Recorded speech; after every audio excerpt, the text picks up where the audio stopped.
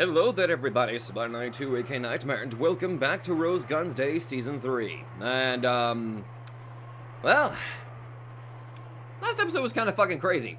We finally figured out how the actual plan that they put in place would be. It somehow went off without a hitch, it succeeded, and, apparently Primavera also had their own little plan in place.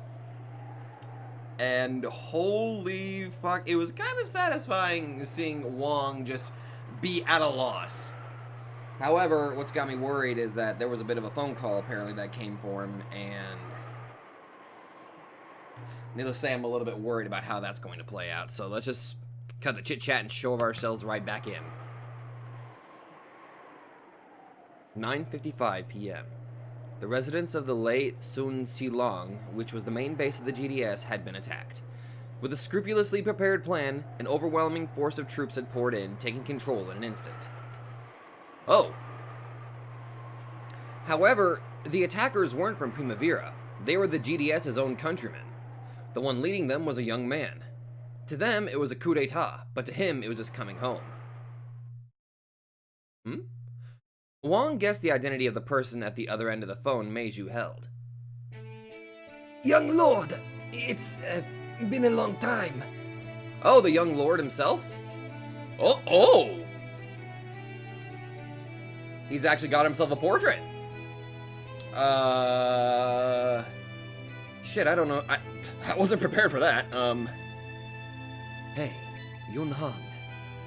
It saddens me that our first meeting after so long has to be over a phone. Not at all! It is truly a delight to have you speak with me at all! Every now and then yells and gunfire could be heard from the other end of the phone. It was unlikely any of the elders would give up gracefully. By settling accounts with the old era with blood, the young hero builds a new era. It was simply a repeat of that part of their home country's grand history. Thank you for taking care of the GDS until now. Because you bore it splendidly, the organization has grown large. It's grown even more resilient than when my father built it up in his youth. That is a result that you and they should be proud of. In my father's place, I promise that the new GDS will contribute more and more to protecting our countrymen in the new era. For the sake of our countrymen's future, thank you for taking care of the GDS. Wong understood everything. From the very start, this hadn't been a small skirmish between him and Rose over money, in the form of distribution. From the very beginning, this had been their true goal. I've had the Council of Elders take responsibility for putting the GDS in City 22 in a dangerous situation. I imagine so. None could face this unprecedented danger for the GDS. But you, young lord. Thanks to this failure, the council faction will be purged and reshuffled. You will immediately reconcile with Primavera, which had been in collision with Meiju from this beginning, and extinguish this crisis. With your ability, you will make the board of directors acknowledge your succession. Splendidly done. A succession so splendid, I wish your father could have seen it.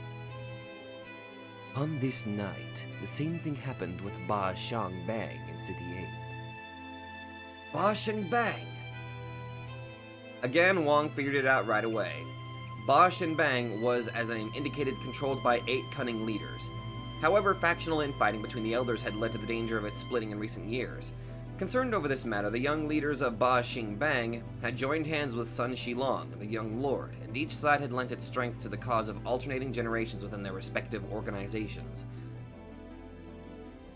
Even among the rowdiest members of the GDS, there were a few with the courage to stand against the Council of Elders. I never thought I'd get to see what the young lord looked like. Even if they were forcibly mobilized, if any of them got scared and turned traitor, the coup d'etat would fail. So, he had gotten his military force from Ba Xing Bang. In the same way, Meiju had lent his elites to aid in the coup d'etat in Ba Xing Bang.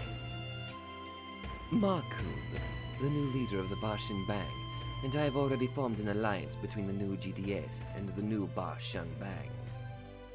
The alliance between City 22 and City 8, which lie to the north and west of City 23, should apply significant pressure on Primavera. This way, the two fighting forces will regain their balance. That's more than enough reason for Primavera and us to declare a ceasefire. And in exchange for the fire attacks of this night, Primavera agreed to the demand to disperse the Japanese labor union, with the two accomplishments equaling each other. Magnificent! A splendid plan, young lord. Quite a crazy one, too. From the very start, the feud between Wong and Rose has been planned out to the last step, leaving only him out of the loop. Primavera earned its name as a small force from a defeated country, but not one to be taken lightly. The new GDS, faced with that fact thanks to the recent incident, would probably try to find a way to coexist without stirring up trouble. This way, finally, Primavera and the GDS would be able to form a relationship of mutual awe. The GDS had made use of the fight with Primavera to purge the Council faction. Also, after successfully forming an alliance with the new leader of Ba Shan Bang, one could say that they had become the most powerful force in eastern Tokyo in practical terms. Faced with such a massive force, the Castiglione family and the Orlando brothers would probably return to their formal neutral positions. Those two families and the Satomi alliance had gained from the deal, in the form of the several privileges Rose had released to them.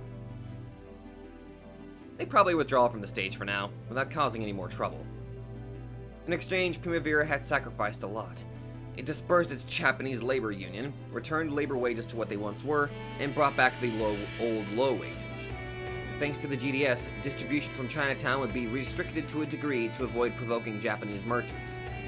For that reason, City 23 would see the distribution it received lessen, and prices would probably be forced to rise somewhat.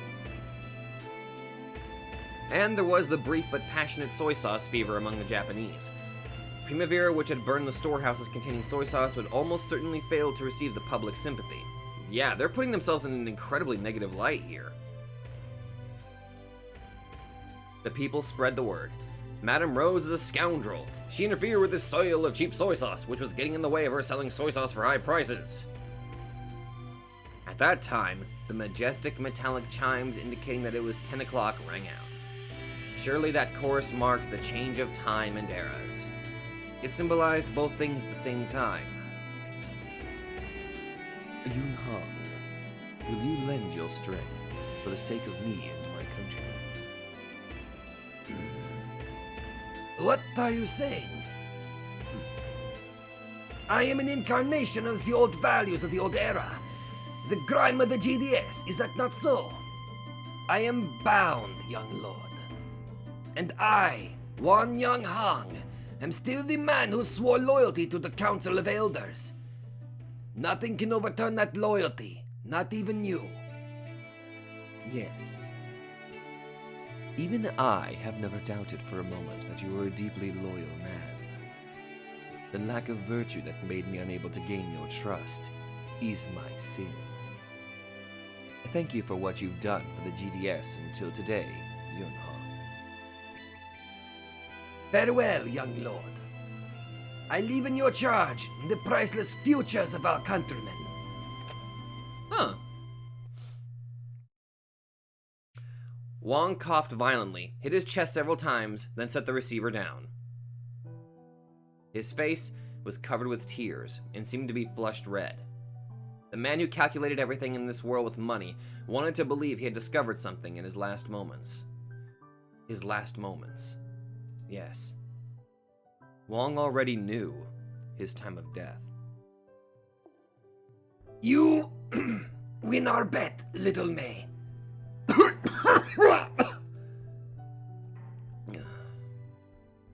As promised, I give you all of my remaining time. Curses rebound on the one who curses. The secret poison he'd prepared for Madame Rose's assassination had never entered Rose's glass. It was retrieved by Madame Rose and then passed into Meiju's hand. Honored brother, if you already value the future more than the now, which has already become the past by the time you speak of it, then you won't lose your life because of something like a moss-covered poison created by our ancient ancestors. Your concern for your countrymen's future won't be stolen by a mere curse from the past that's grown stale over thousands of years. So Wong had actually ingested the poison himself.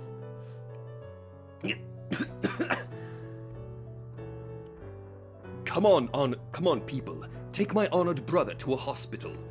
His heart seems to be ailing. From the young lord, give my honored brother rewards and rest. They are fitting for this hard worker who has supported the GDS. Damn. It gradually started getting noisy inside the restaurant. Apparently they were starting to hear what had happened this night.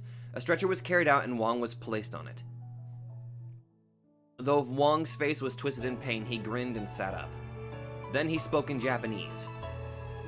And I'll see you later, little May. Until our next meeting. I will see you then, honored brother, at my favorite establishment. I would like to introduce you to a special place that I have never shown anyone before. Well, I guess I can't be dying then. That's the best sort of medicine.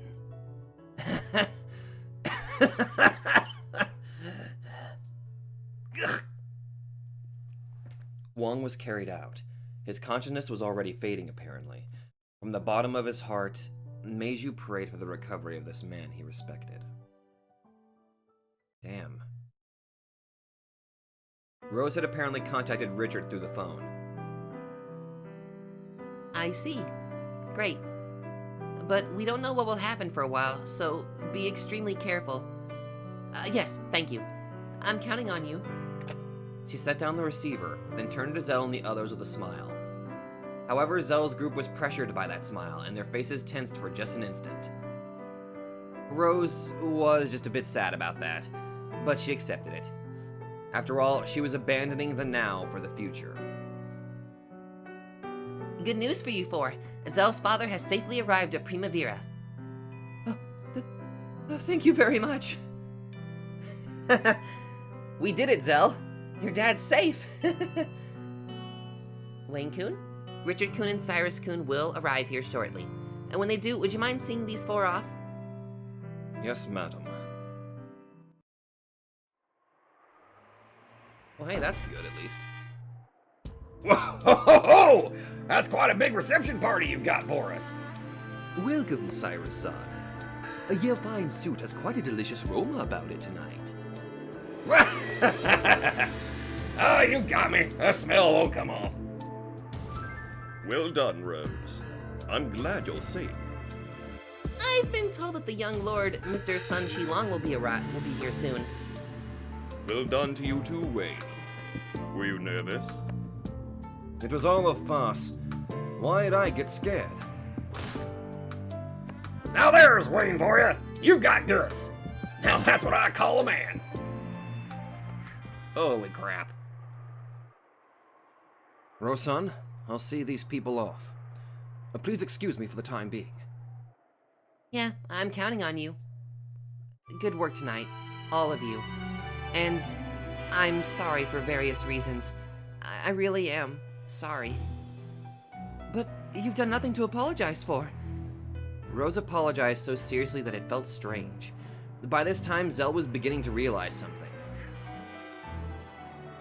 Why had the Wandering Dog's plan to rescue Zell's father taken place on this night? We probably weren't expected to succeed.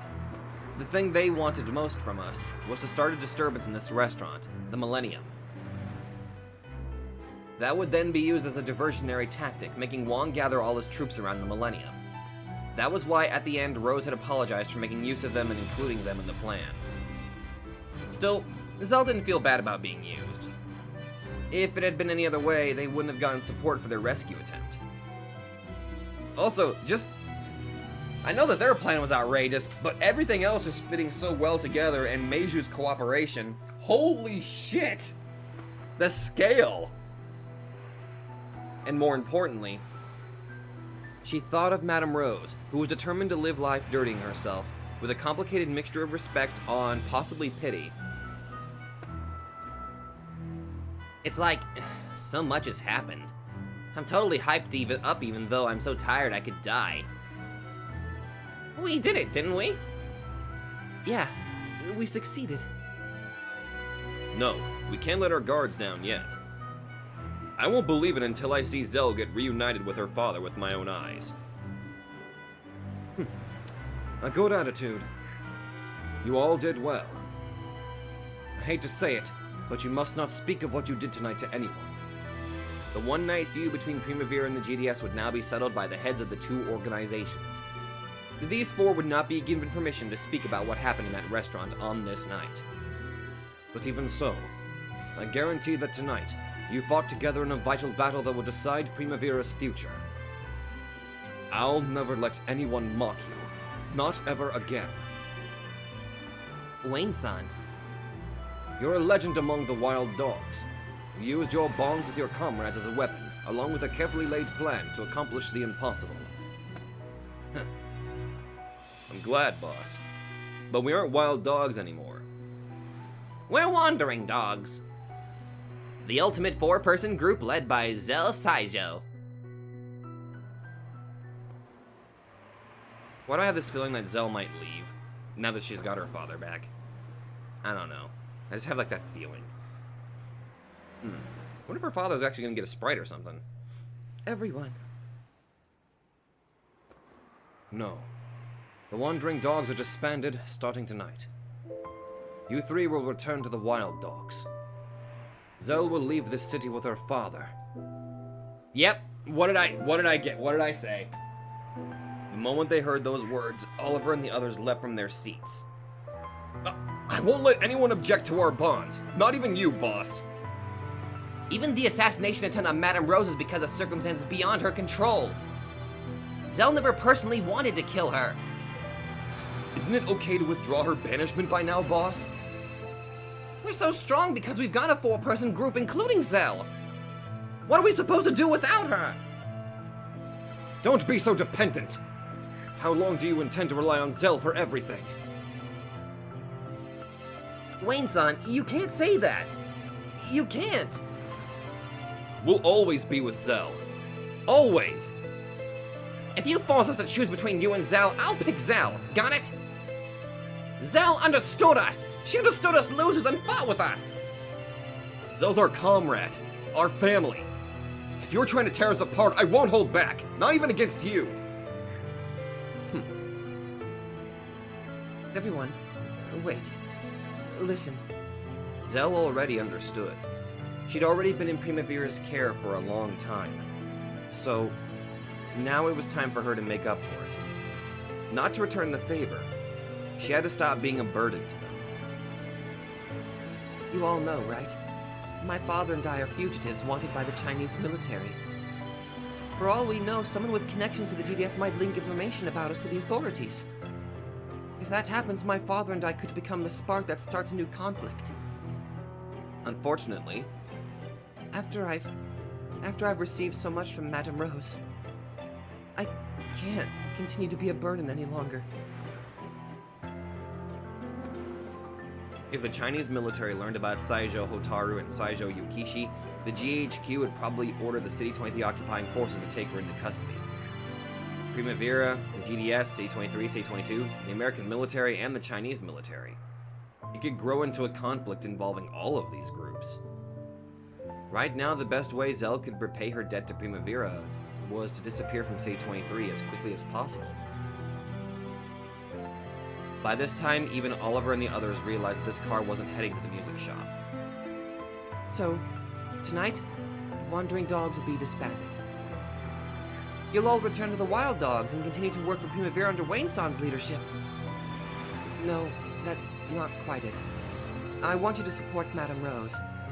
For our future. No!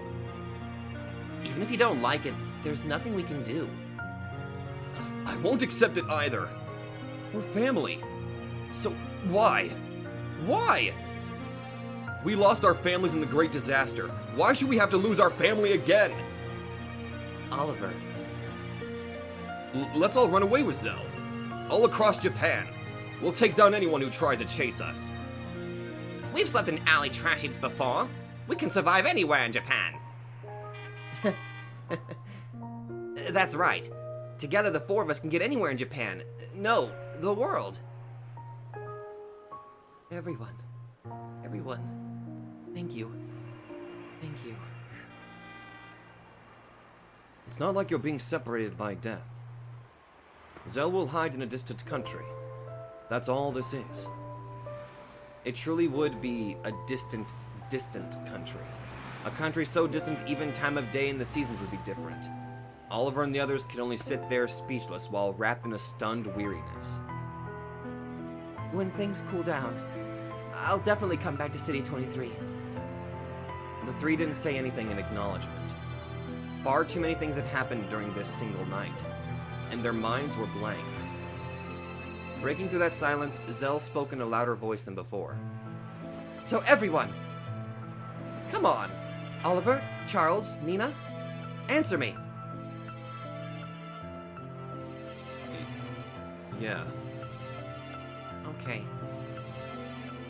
We're listening. Yeah, you're all listening closely, right?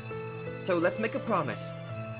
Promise you'll keep improving your skills and become excellent wolves in the wild dogs. And then, when we're reunited, make sure you surprise me. You've got to do it. Jeez. The three of them responded enthusiastically. Their faces were all stained with tears. They were smiling.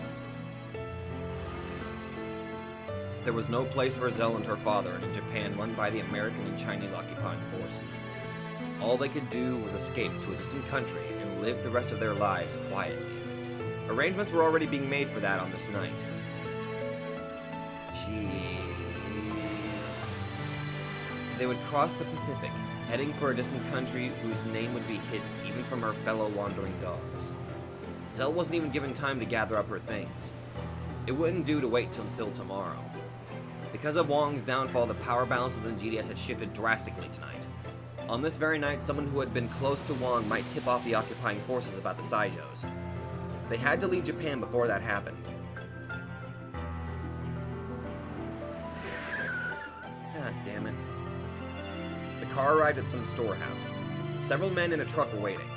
There was a chance something might happen if they set sail from Tokyo, which was under the direct control of the occupying forces.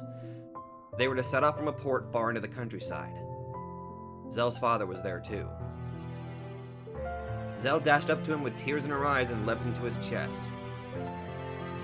As Zell ran, the three wandering dogs watched her back with a mixture of happiness and loneliness. They knew the distance between them and Zell as she ran would never get shorter again. But they sent her off with a blessing and a smile. These two are honored guests of Madame Rose. Take extremely good care of them. We understand, Wayne-san. Now, we've settled some of the debt we owe to you. The men were in the smuggling trade. They'd been in charge of the dark side of the coastal port since Caleb's day, and they were currently in dealings with Primavera as well. They would escort the Saijos from here on out. Madame Rose had prepared everything, including fake passports, for this day. Leave the rest to us. We'll head out right away. They've been kept waiting long enough. I'm counting on you. Okay, old guy and little lady. Time to guide you to the special sleeping car. We hear you're honored guests. Can't be too careful. Be prepared for it to be a bit cramped for a while. The truck's engine started. The men stamped out their cigarette butts, wordlessly signaling that it was time to go. Huh? You're going already? Far too fast. The time of departure was approaching. If they had any words to leave with each other, now was the only time. And yet, no words came out. The things happening before their eyes felt like something from a dream, not real at all. The men told Zell and her father to get into the bed of the truck. The bed was packed with furniture. Inside it were several things that could hide people. The father got in first, and then Zell was motioned forward as well. Zell.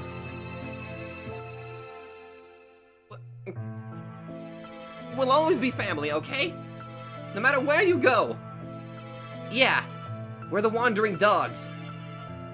Right. Zell, you're the Wandering Dog's only leader. And here's my final order as leader of the Wandering Dogs. Right. Don't forget to keep things tidy and clean. And take a bath every day. Leave it to us. I'll wipe these guys' backs with a deck brush every night. Fortune comes to people who enjoy every day and to keep things sparkling clean. Remember that, okay? Yeah, we know. You taught us the secret tricks to raising fortune. Make sure you put those into practice, okay? No matter what. Wayne-san said it too, right? People abandoned by fortune die. Repeat it! People abandoned by fortune die. They had reached this day because Zell had brought them fortune. They had survived until this day. And if they continued to work hard and maintain their fortune, then surely, someday.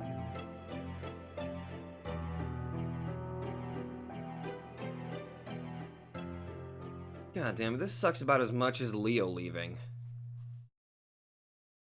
On that day, the Saijo father and daughter left Tokyo. The next day, a freighter entered the Pacific from Osaka Harbor, heading for a far distant country. And so, the legend of Hotarubi, the assassin from China who raced across the darkness of Tokyo's Chinatowns, ended. No one was allowed to speak of the Wandering Dog's involvement during that night. However, without a doubt, it became a night of legend. Gradually, word that they had accomplished something that impressed even Wayne spread through their fellow wild dogs. However, Oliver and the other two didn't let it get to their heads. All that remained inside their hearts were Zell's words. They wanted to become people who would surprise Zell when they were reunited. The three believed that, when they achieved this, Zell would certainly come back. However, long, empty reality wouldn't be easily changed by a single night's tears. Even though Zell had given them such a valiant farewell, saying they'd meet again after the others became spectacular, ever since that day, the three spent their time absent-mindedly, as though exhausted.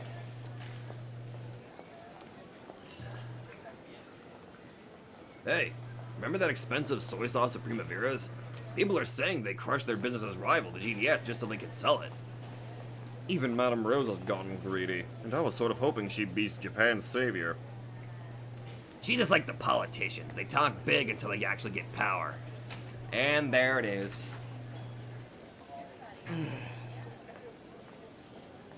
After being with Primavera for as long as I have, just seeing them going from having such a high view in society to now just being...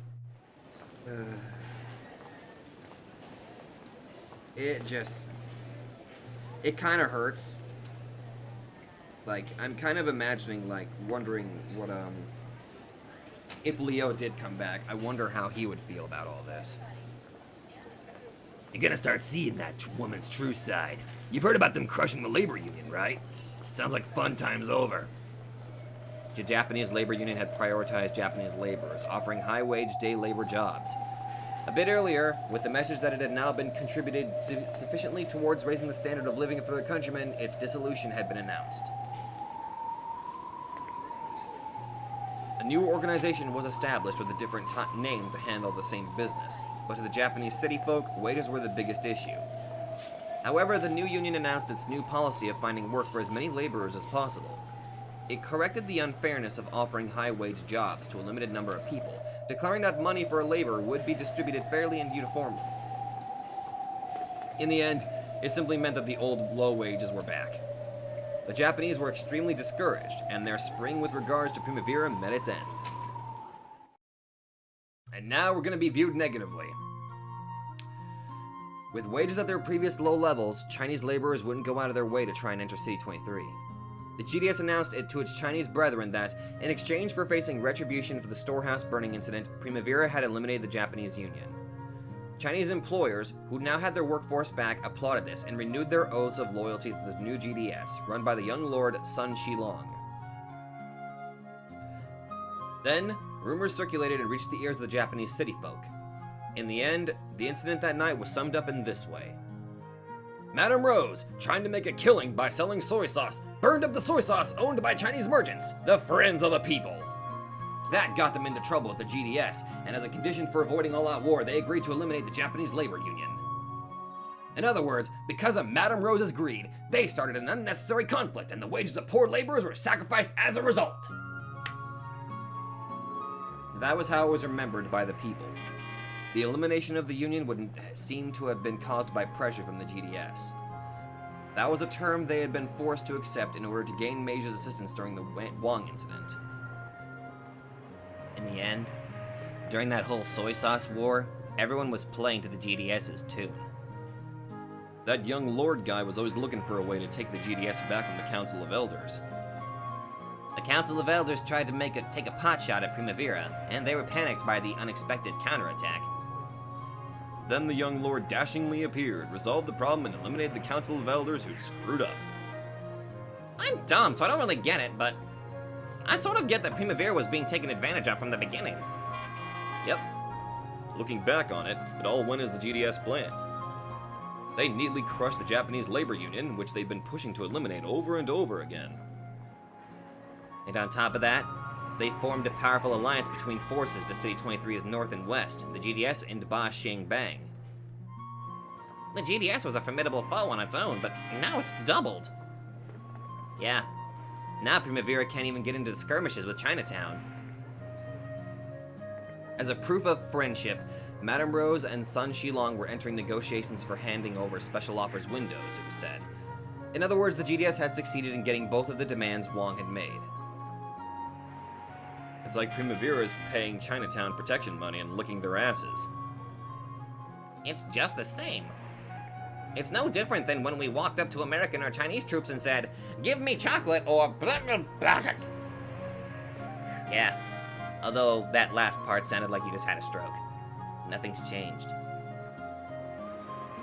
But we did prove one thing. You don't underestimate us. We may stand in awe of you, but we'll make sure you stand in awe of us as well. Bring on the fight. If it's to protect our countrymen, we're prepared to drag you down into hell with us at any time. That's what we've proved. That's the only thing Primavera gained from that night. The only thing, huh? It's enough to make you cry. All across the city, people are grumbling about Madame Rose. The feel of this city is gonna change. And to think we've won this victory at the cost of all that, it's enough to make you cry. Self-determination of peoples. That's the only victory Madame Rose wanted. All we can do now is believe that's something awesome enough to be worth such a big price. The future of our countrymen, is it? I'm dumb, so I don't get it at all. There's no need reason to beat yourself down like that, buddy. You're smart in your own way. Scary, huh? The Department of Health or whatever announced that soy sauce is dangerous. Well, that's because of the soy sauce going around now that's fake, inferior stuff. Rumor has it that they make it from the hair of dead humans. Wait, seriously? I'm not touching soy sauce again! If only hair was the worth of it. It's about to be packed with chemicals and cancer-causing thaw. Well, that explains it. I was wondering why you suddenly stopped seeing soy sauce around. Soy sauce syndrome. The urban legend that ingesting substitute soy sauce would damage your health was spread around as though it were true. Oh! Since all cheap, low-quality drinks and food had similar legends at the time, it wasn't as though soy sauce got especially bad treatment. However, thanks to corrupt businessmen plotting to profit off of the soy sauce fever, large amounts of particularly low-quality substitute soy sauce were making the rounds. People who ingested it started complaining of various symptoms after meals. Tongue inflammation and paralysis, rashes and fever, strange headaches and drowsiness. Along with the soy sauce fever, stories about the health effects of substitute soy sauce spread throughout Tokyo in a flash. As a result, the government's Department of Health discovered several dangerous substances in various sorts of low-quality soy sauce. They eventually released an announcement telling people to avoid ingesting it. Practically speaking, it was an announcement to not buy soy sauce. Both America and China wanted to sell ingredients exported from their own countries. They had no reason to protect pure Japanese ingredients. The soy sauce fever suddenly wilted, and people began to treat soy sauce as a dangerous and unsanitary remnant of a previous era. This was the nation who went around destroying statues of Buddha, which they had revered until the day before during the anti-Buddhist movement. It didn't take them long to turn their backs on soy sauce as well. The Japanese city folk had no way to tell the difference between safe, real soy sauce and dangerous fake soy sauce. And after all of that hard work of gaining the Satomi Alliance's help on the soy sauce distribution, good God. Eventually, even real soy sauce stumbled and began to vanish from Japanese culture. Madame Rose had tried to protect soy sauce as the leading member of food culture. Only her countrymen in the future would realize that the time she tried to protect it was the very last chance. At this point, in 1948, it was unlikely that anyone would realize what she'd achieved, what she'd lost. Damn. We don't understand now, but in the future we might understand. You're pretty forward thinking. You've got to be, or you'll lose your fortune. I have a proposal. What? Let's break up the wandering dogs. Well, Nina stopped walking and spoke. Oliver and Charles stopped too, but they didn't turn around. The wandering dogs is a 4-person team with Zell. So if we keep being the wandering dogs, there'll always be something missing. We'll be like a flat tire the whole time until Zell comes back. It looked like Zell understood. She understood what Madame Rose is thinking. In that case, I want us to be able to understand too. But we're idiots, and we don't understand anything now. Still, for all we know, we will understand when the future comes.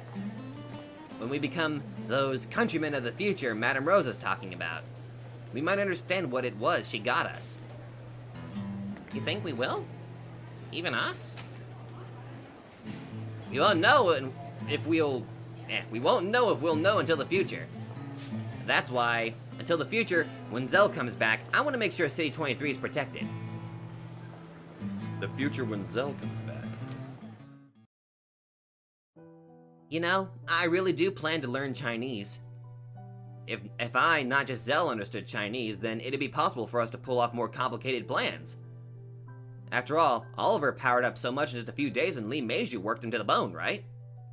If we seriously keep building our strengths, we'll be able to pull off way bigger plans.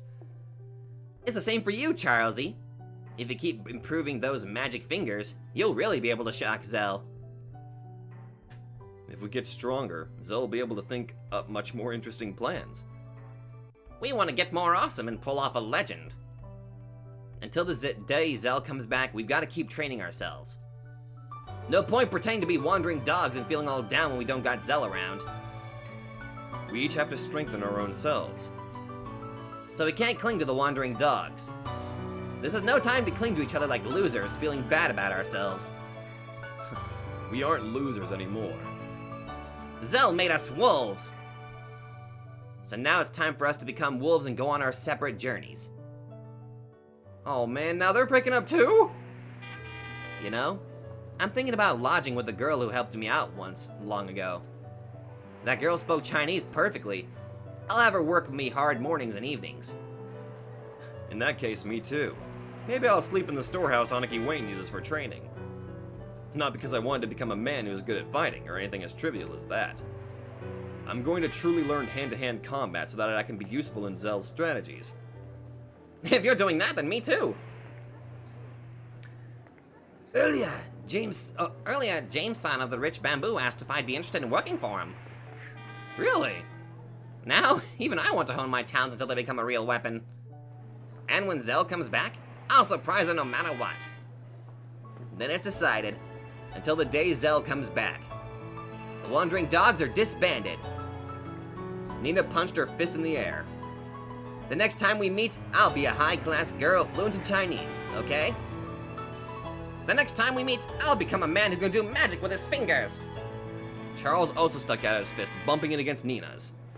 Then Oliver stuck out his fist too, and the three fists knocked together. And I'll become the strongest man, no matter what. When we're the strongest, we'll meet the strongest Zell and form the strongest team. On that day, we'll be the wandering dogs again. Until then, so long, people. We aren't losers anymore. Don't forget to keep things clean and tidy, okay? Store up that fortune. People abandoned by fortune die. God damn it! I freaking love these kids. I don't want them to separate, but I can understand from a story perspective. I'm gonna miss them already. The three of them pulled their fists back, then slammed them together so hard it made a noise. Then, at the same time, without any regrets, they turned around and walked down their own paths. Of course, none of them was so effeminate that they turned back. The curtain lowered on the legendary night that was just their own. Hidden within the night of the soy sauce war, and the wandering wolves dispersed. Fall, 1948. The wolves split in three directions, not wandering but following their respective paths until the end.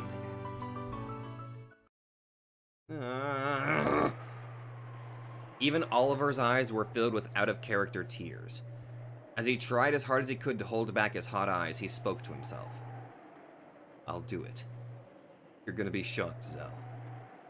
I won't let you see me as unreliable again. You know, you don't need to say that out loud. What the hell are you doing here? Go away, I thought you went that way. What, are you crying? Guess little Oliver's still a kid. Shut up! Seriously, go away! The three of us just went our separate ways, right?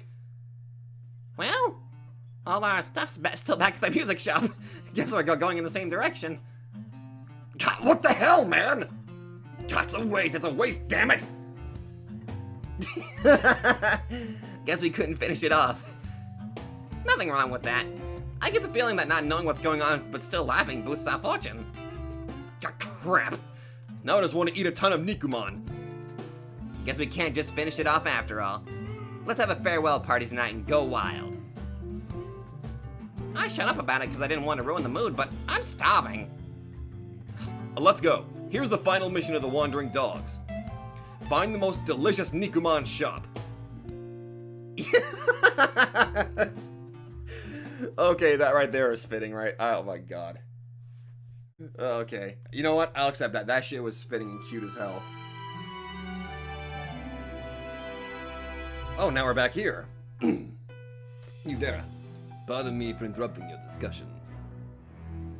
We just now reached a break. What could it be? One can only hope that it's something good.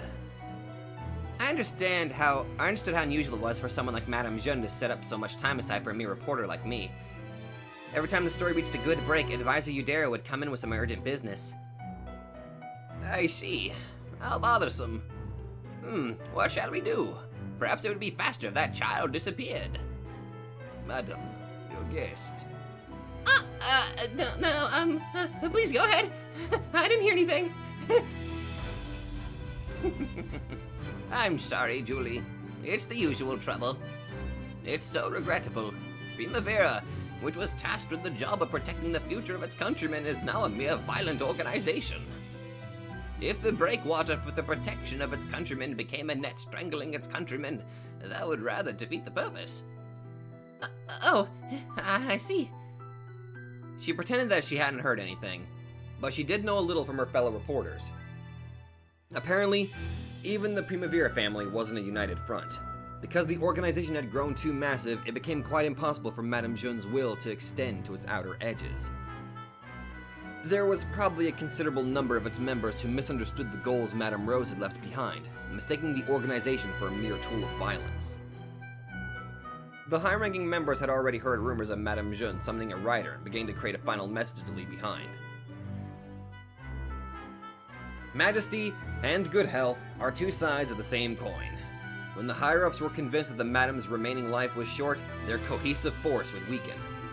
A fellow reporter who knew a lot about the underworld suspected that a conflict would soon start over the alternation of generations in Primavera.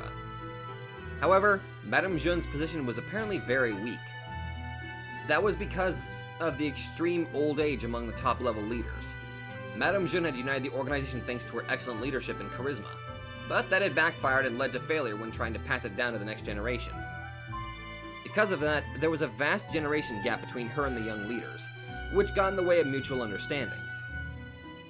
It was even rumored that the young leaders were quietly threatening the public peace, pushing for a coup d'etat. They probably planned to use that to bring down the massive mafia that had ruled over post-war Japan. to bring it down all in one swoop. A Primavera split to pieces, without Madame Jeanne's control, would be little more than a violent organization. It would have none of the ideals for the future that Madame Rose had imagined. Madame Jeanne may have foreseen this. Maybe that was why, right now, she was telling everything, trying to leave Primavera's reason for existence behind in writing. Madame Jeanne and advisor Udera had become thoroughly wrapped in their conversation. As I pretended not to hear, a young male guard, who had guided me several times before, tapped my shoulder. Oh my god! Wayne, you had a boy! Oh, he's a spitting image of you, holy shit! Well then. Hello! Hayashibara-sama, allow me to escort you home. Thank you for your help. Madame Jeanne, thanks so much for today. Julie, I really am sorry for asking this of you all the time. There's still a lot I'd like to speak with you about. Do you think you could spare some time in the near future? Of course. If you call, I'll always come as a business trip. Then, I'll see you later. Thanks for sticking around for my long story again. Next, we finally reach the story of 1949. It's the story of how Madame Rose's Primavera begins to transform into the Primavera you all know well. Yes, ma'am. I look forward to hearing about it. It was probably a mistake to say that. Feeling uncomfortable, I reflexively looked at the ground. So now we get to... The next story is how we learn that Primavera started to go into much more negative light. Hayashibara-sama, let us depart. Yes, then if you'll excuse me. Until that point, she left by taxi, but this time was different. It was a black luxury car used for Primavera business. The windows were, of course, made with bulletproof glass. It was a courtesy car for executives, built as sturdy as an armored vehicle. I wonder if that's a sign of how close things are to breaking point. I will take you to your home. Please, have a seat. Oh no, I couldn't ask you to take me all the way home. I may be interviewing the Mafia, but I don't want to let them near the privacy of my own home. That thought sprang up unconsciously inside me and took form as a look of refusal on my face. Then suddenly the man grabbed me by the collar. Get down! I was grabbed by the collar, pulled with extreme force towards him, and pressed to the ground. I was held against the ground as he leaned over me. At that moment, I heard what sounded like a shrill voice. Damn it! You guys said it'll definitely pay off! Give me back my fucking money, damn it! An old man in a worn-out suit holding a knife ran towards us. Immediately, 2 shots rang out. 2 red splashes flew from the old man and he tumbled to the ground. Oh shit! What? Wait, what's the... Americans? The policeman stationed in front of the residence had fired. It's been dangerous lately. These days, they won't even waste tax money by firing warning shots. Even though Primavera was a publicly known mafia organization, they couldn't start pulling guns out openly in the middle of the street. I finally realized that this young man had put his life on the line to protect me. Come, Hayashibara-sama. Let us go. The police will handle the rest. Okay. Even though I've been listening to bloody tales for so long, that is the first time in my life that I've seen a person shot. Well, being told a story and seeing it for the first time is a completely different experience. The car entered a major road and was swallowed up by traffic. I still couldn't believe that the scene I just witnessed had occurred very close to this place. Belatedly, I experienced the fear of having to interview the Mafia. That person just now. They show up now and then. Sad story. He probably had his assets stolen by disreputable people. It means that even Primavera is no longer made up solely of people who understand Madame Rosa's noble ideas. He was probably the sad victim of a disreputable scam. Sometimes people with no options other than to hang themselves try to raid Primavera's headquarters to fire off one last parting shot. After all, In this era, anyone can find out what the Madam's mansion is by Googling it. Okay. Thanks for what you did back there. He put his life on the line and protected me. He was prepared to be struck in my place. In that situation, I probably looked like a VIP. There's a very good chance that old man chose me to go down with him. I can always put my life on the line for the future of my countrymen, for the goal I must fulfill. That's Primavera's omerta. At the very least, this person was still trying to carry on Madame Rose's will. Putting aside whether or not her ideals had become reality in this world of 2013, this young man who must never have seen Madame Rose's face was carrying on her will. That's all there was. But I'd like to believe that her efforts were rewarded. At least a little. You're young, aren't you? How old are you? The same age as you, Hayashibara-sama. I was surprised to learn his age. Still, that means it's only been a few years since he became a full adult. Why would a young person like that choose the path of the underworld? What experiences could have led him to that decision? Madame Jin always told me about everything, so I unconsciously assumed that by asking, I would get an answer. After asking, I realized it was an improper remark and coward, but the man smiled and answered.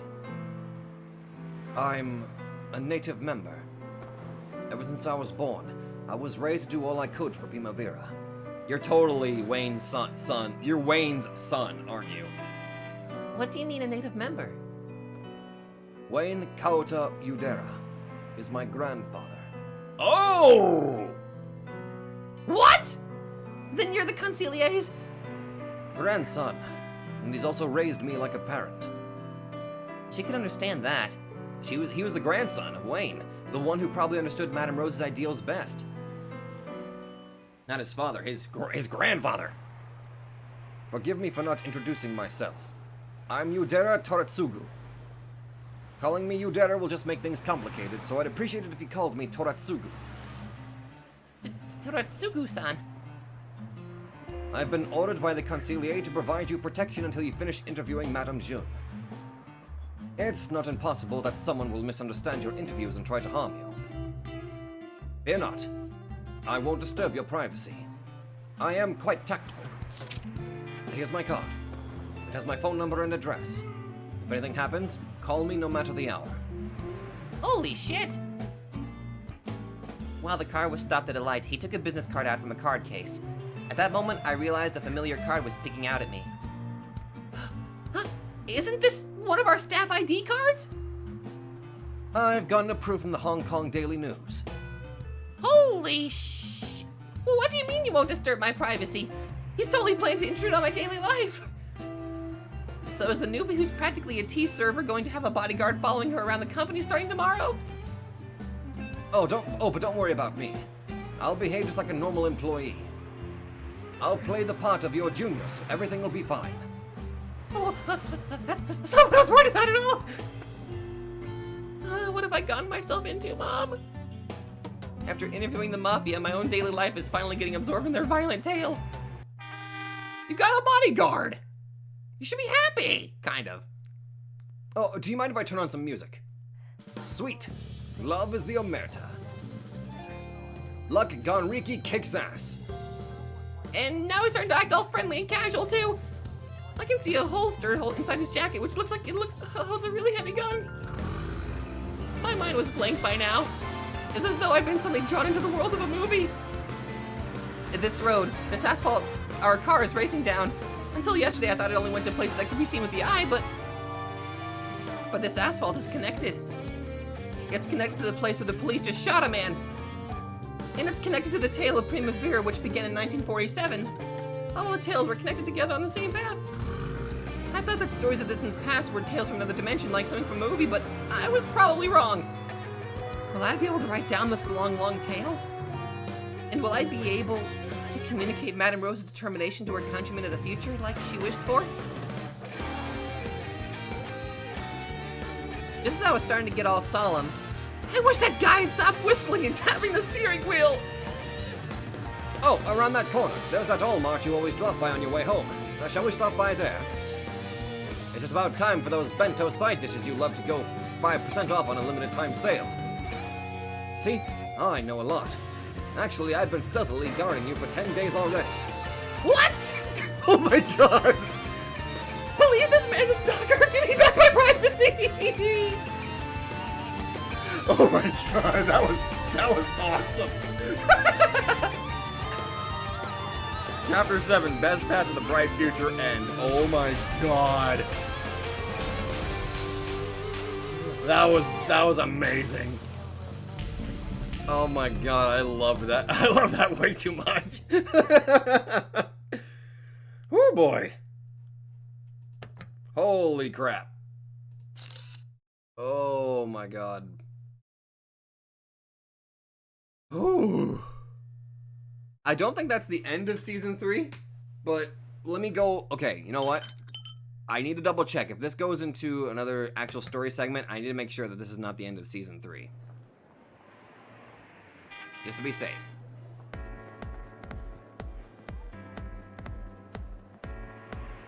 Nope, looks like we're safe. Alright, I am ending it here, so if you all like this, be sure to let me know. That was... Wayne's got a grandson. He's pretty much just like him. Oh my god. Looks like the next tale is probably going to be the last one, which is probably going to extend into the last season. I think. But anyway, if you all like this, be sure to let me know. That shit was fucking amazing, and I'm going to I think I like Toretsugu, so thank you all so much for watching, and I will see all of you guys in the next video. Oh my god!